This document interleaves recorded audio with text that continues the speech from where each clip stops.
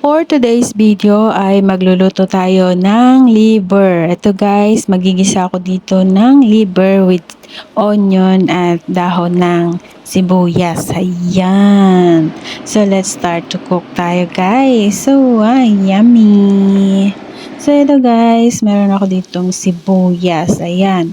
Kung hindi ba naman umusok yung bunganga mo sa sibuyas sa dami ng aking nilagay. So, ayan guys, ginisa ko na nga yung sibuyas at nilagay ko nga itong liver na hiniwa ko ng maliliit. So, guys, minarinate ko yan ng asin at seasoning. So, ayan guys, igisa-gisa lang natin. Mabilisang gisa-gisa lang yan guys hanggang mawala yung pagka-red ng ating liver kasi pag matagal itong niluto ay yan may matigas kainin yan guys.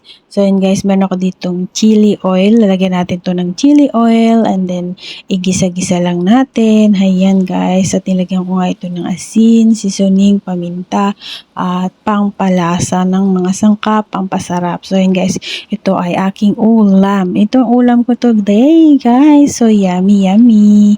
And then nilagyan ko lang ito ng daon ng sibuyas. Binudburan ko nga lang po. At ganun kadali ang aking ulam. So yun guys, nabili ko nga lang po itong aking liver ng $10. So yan guys, tipid ulam at 2 times ko itong uulamin. Umaga, tanghali, ayan, meron pang hapunan kung hindi ko mauubos. So yan guys, ayan, luto na. I hope you like this video. Please give me thumbs up, like, share, and comment down below. Miss Ayusin mo here. Thanks for watching and God bless. So maglipat na nga tayo sa malinis na plate at let's start to cook na at eat na tayo guys. Ayan, ang ganda, diba? So yummy yummy at nilagyan ko nga to ng lemon. Pinigaan ko nga ito ng lemon at medyo may sili-sili din po ng konti. At naglaga nga po ako dito ng okra. Ayan. Pinatner ko yan ng okra guys. So ayan guys. Ayan. Ang sarap diba? Sino naman ang hindi mapapalakwa at matapatakam sa aking ulam today? Ayan. Paki-comment naman po kung hanggang saan nakarating ang video nito. Hanggang taga saan po kayo amaya. Ayan, ayan, ayan, ayan. So, yummy, yummy and healthy. And sarap, sarap.